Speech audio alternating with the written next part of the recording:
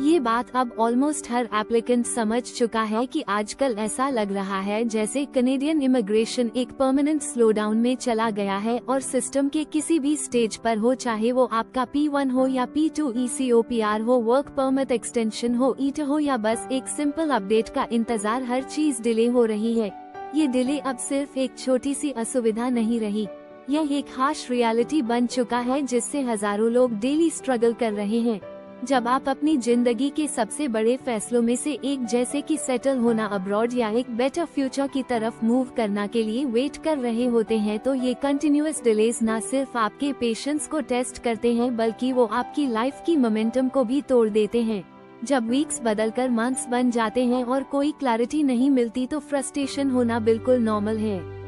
चाहे आप work permit extension का इंतजार कर रहे हों या PR एप्लीकेशन के लिए IRCC से कोई अपडेट, एक भी अनएक्सपेक्टेड डिले आपके सारे ट्रैवल प्लान्स, जॉब अपॉर्चुनिटीज और लॉन्ग टर्म गोल्स को कम्प्लीटली डिस्टर्ब कर सकता है।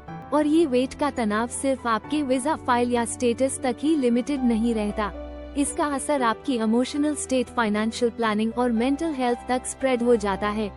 इमेजिन करिए कि कोई कपल है जो अपनी फैमिली को रीयूनाइट करने के लिए मंथ से इंतजार कर रहा है, या कोई स्टूडेंट है जिसने अपनी स्टडीज कंप्लीट कर ली हैं लेकिन PGWP के डिले की वजह से जॉब अपॉर्चुनिटीज मिस हो रही हैं। ये सब सिर्फ टेक्निकल डिलेज नहीं, ये लोगों की रियल लाइफ में जेन्युइन हर्डल्स हैं।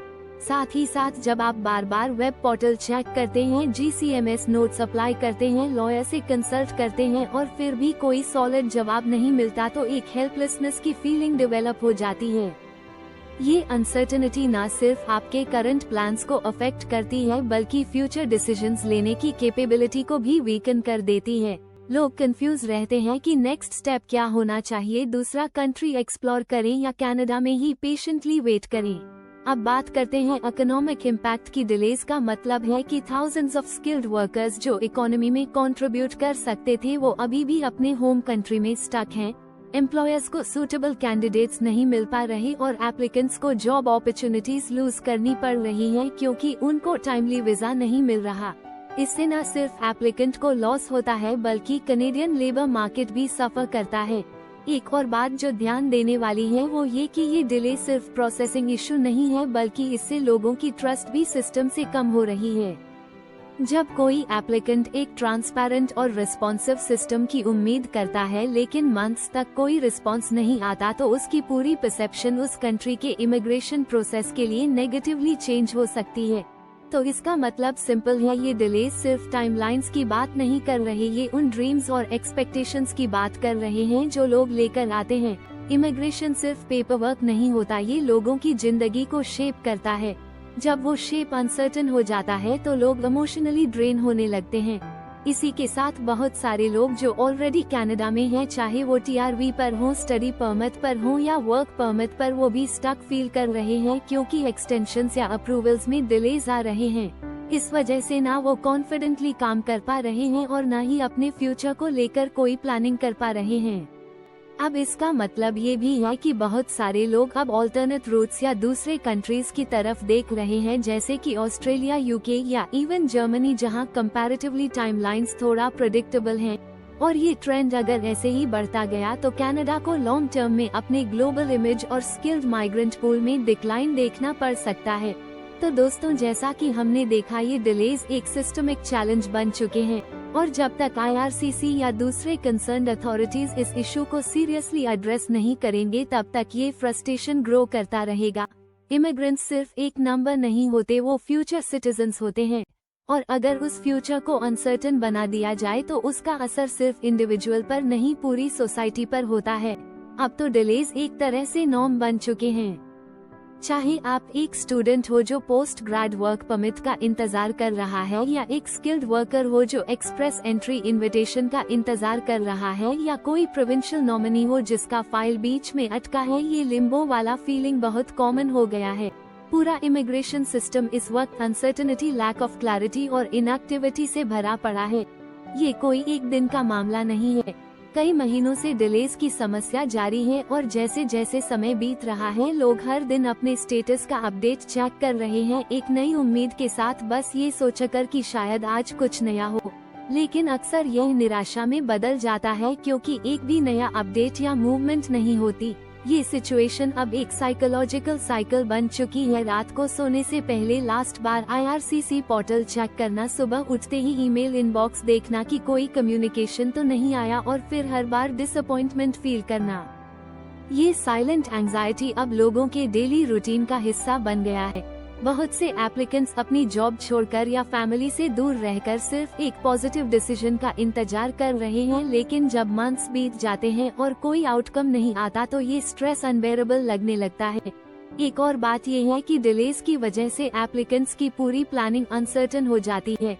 कुछ लोग हैं जो अपनी जॉब रिजाइन करने वाले थे या ट्रैवल टिकट्स बुक करने वाले थे, लेकिन अब वो हर डिसीजन को पोस्टपोन कर रहे हैं क्योंकि उन्हें नहीं पता कि उनका वीजा या अप्रूवल कब आएगा। बहुत से स्टूडेंट्स हैं जो अपने होम कंट्री में बैठे हैं, लेकिन उनका इंटेक मिस हो गया या कोर्स डिफर करना पड़ा सिर्फ इसलिए क्योंकि बायोमेट्रिक्स या मेडिकल अपडेट टाइम पर नहीं आया।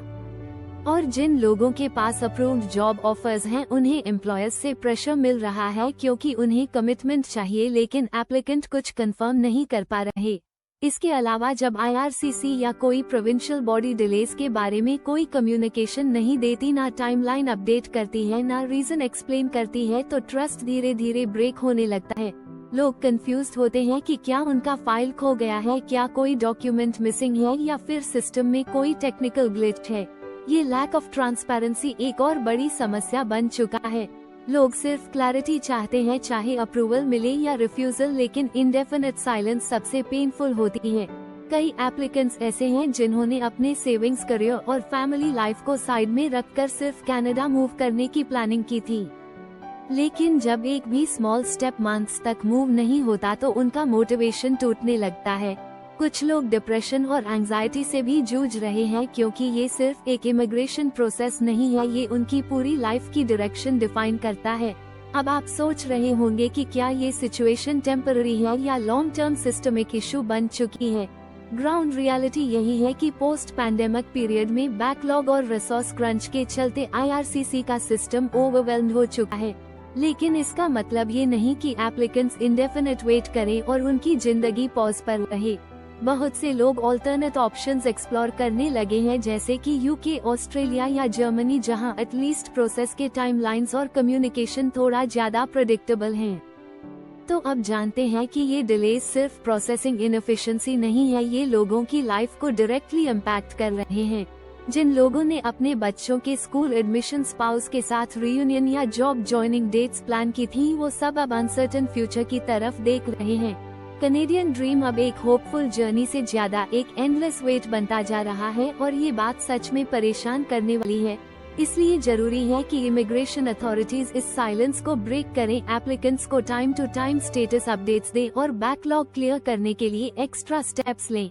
अगर ये नहीं हुआ तो बहुत से टैलेंटेड और डिजर्विंग इंडिविजुअल्स कनाडा की जगह किसी और कंट्री में अपना फ्यूचर ढूंढना शुरू कर देंगे, और ये ना एप्लीकेंट्स के लिए अच्छा होगा, ना कनेडियन इकोनॉमी के लिए।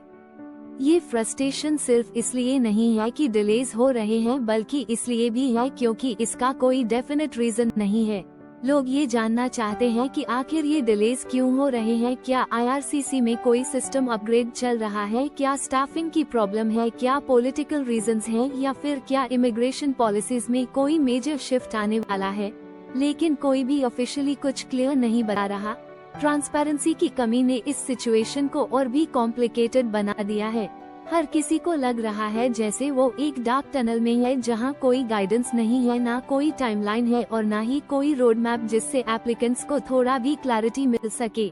यह अनसर्टेनिटी लोगों की पेशेंस को डे बाय डे टेस्ट कर रही है। जब एप्लीकेंट्स हर दिन IRCC के पोर्टल को रिफ्रेश करते हैं या लॉयर से पूछते हैं कि क्या कोई अपडेट आया है, तो वो हेल्पलेसनेस और एंजाइटी दोनों को फील करने लगते हैं। उन्हें समझ नहीं आता कि क्या वो किसी इनविजिबल क्यू में फंसे हैं या फिर उनका केस अटेंशन ही नहीं पा रहा। और जब आप अपनी एंटायर फ्यूचर प्लानिंग को एक ईमेल या वन डिसीजन के इंतजार पर होल्ड पर रखते हैं, तो वो मेंटल प्रेशर किसी भी नॉर्मल ह्यूमन से सहन नहीं होता। इस फ्रस्ट्रेशन में और आग डाल रहा है कनाडा का करंट पॉलिटिकल एनवायरनमेंट, क्योंकि इलेक्शंस पास आ रहे हैं। हर पॉलिटिकल पार्टी अपना इमिग्रेशन रिलेटेड एजेंडा दिखा रही है और इमिग्रेशन एक बड़ा मुद्दा बन चुका है। हाउसिंग, जॉब्स, हेल्थ केयर जैसे टॉपिक्स में इमिग्रेशन को लेकर कई नैरेटिव्स बन रहे हैं, जिनमें से कुछ सैडली एंटी इमिग्रेंट या एंटी इंटरनेशनल स्टूडेंट्स जैसे सेंटिमेंट्स लेकर आते हैं। ये देखना बहुत डिसहार्टनिंग होता है कि जिन इंटरनेशनल स्टूडेंट्स ने लाखों रुपए खर्च करके एजुकेशन परस्यू की, जिन स्किल्ड वर्कर्स ने कनेडियन इकोनॉमी में कंट्रीब्यूट करने का सपना देखा, वही लोग आज पॉलिटिकल डिबेट में एक बर्डन के रूप में प्रेजेंट किए जा रहे हैं। और यहाँ पर कंफ्यूजन और भी ज्यादा हो जाती है, क्योंकि एक तरफ कनाडा अभी भी ग्लोबली सबसे इमिग्रेशन फ्रेंडली कंट्रीज में काउंट होता है, जहाँ मल्टीकल्चरलिज्म को सेलिब्रेट किया जाता है, जहाँ डाइवर्सिटी एक स्ट्रेंथ मानी जाती है। लेकिन दूसरी तरफ कुछ लोकल वॉइसेस ये कहती हैं कि इमिग्रेशन को टेम्पररीली सस्पेंड या रिस्ट्रिक्ट कर देना चाहिए। ये मिक्स्ड मैसेजिंग एप्लीकेंट्स को और भी ज्यादा डिस्ट्रेस में डाल देती है। उन्हें समझ नहीं आता कि क्या वो उस देश का हिस्सा बनने की कोशिश कर रहे हैं जो उन्हें वेलकम करता है, या उस देश का जहां उन्हें अनवांटेड समझा जा रहा है। इसके अलावा जब पॉलिटिकल लीडर्स कॉन्ट्राडिक्टरी स्टेटमेंट्स देते हैं, जैसे एक मिनिस्टर बोलते हैं कि हम स्किल्ड माइग्रेंट्स को सपोर्ट करेंगे और दूसरे मोमेंट में कोई प्रोविंशियल लीडर कहता है कि स्टूडेंट्स या न्यूकमर्स हाउसिंग क्राइसिस के लिए जिम्मेदार हैं, तो पब्लिक डिस्कोर्स पोलराइज्ड हो जाता है। इससे न सिर्फ पॉलिसीज का डायरेक्शन अनक्लियर होता है, बल्कि एप्लीकेंट्स की होप भी धीरे धीरे ब्रेक होने लगती है। बहुत से लोग अब ये सवाल कर रहे हैं, क्या हमने सही डिसीजन लिया? क्या कनाडा अब भी एक प्रॉमिसिंग डेस्टिनेशन है? ये सवाल सिर्फ इमोशनल नहीं है, ये फाइनेंशियली और साइकोलॉजिकली भी बहुत बड़े कॉन्सिक्वेंसेस लेकर आते हैं। जिन लोगों ने अपना सब कुछ इस इमिग्रेशन जर्नी में इन्वेस्ट किया है, उनके लिए ये डिलेज और अनसर्टेनिटीज एक नाइटमेयर बन चुके हैं। अब इसका एक और साइड इफेक्ट ये भी है कि एप्लीकेंट्स की तरफ से भी नेगेटिव सेंटिमेंट बढ़ने लगा है। लोग सोशल मीडिया पर अपने एक्सपीरियंसेस शेयर कर रहे हैं, फ्रस्ट्रेशन एक्सप्रेस कर रहे हैं, और बहुत से लोग IRCC के ट्रांसपेरेंसी और एफिशिएंसी पर ओपनली सवाल उठा रहे हैं। रेडिट, ट्विटर, फेसबुक जैसे प्लेटफॉर्म्स पर अब कनाडा इमिग्रेशन के बारे में एक अलग ही नैरेटिव चल रहा है। जहां कभी एडमिरेशन होती थी, अब कंप्लेंट्स और डिसअपॉइंटमेंट का माहौल बन गया है। ये सिर्फ परसेप्शन का बदलाव नहीं है, ये एक्चुअली उस ट्रस्ट का ब्रेकडाउन है जो एप्लीकेंट्स और इमिग्रेशन सिस्टम के बीच में था। तो इसका मतलब साफ है, जब तक ट्रांसपेरेंसी नहीं आएगी, जब तक एप्लीकेंट्स को ऑनेस्ट अपडेट्स और रीजन बेस्ड टाइमलाइंस नहीं मिलेंगे, तब तक ये फ्रस्ट्रेशन बढ़ता रहेगा। और अगर ये फ्रस्ट्रेशन अनकंट्रोलेबल हो गया, तो उसका असर सिर्फ इमिग्रेशन पर नहीं पड़ेगा, बल्कि कनाडा की ग्लोबल इमेज, उसके एजुकेशन सिस्टम और लेबर मार्केट पर भी डीप इम्पैक्ट डालेगा। और जैसे कि आपने सुना होगा, गुड थिंग्स टेक टाइम, लेकिन जब वो टाइम आता है तब उसकी वैल्यू सबसे ज्यादा होती है।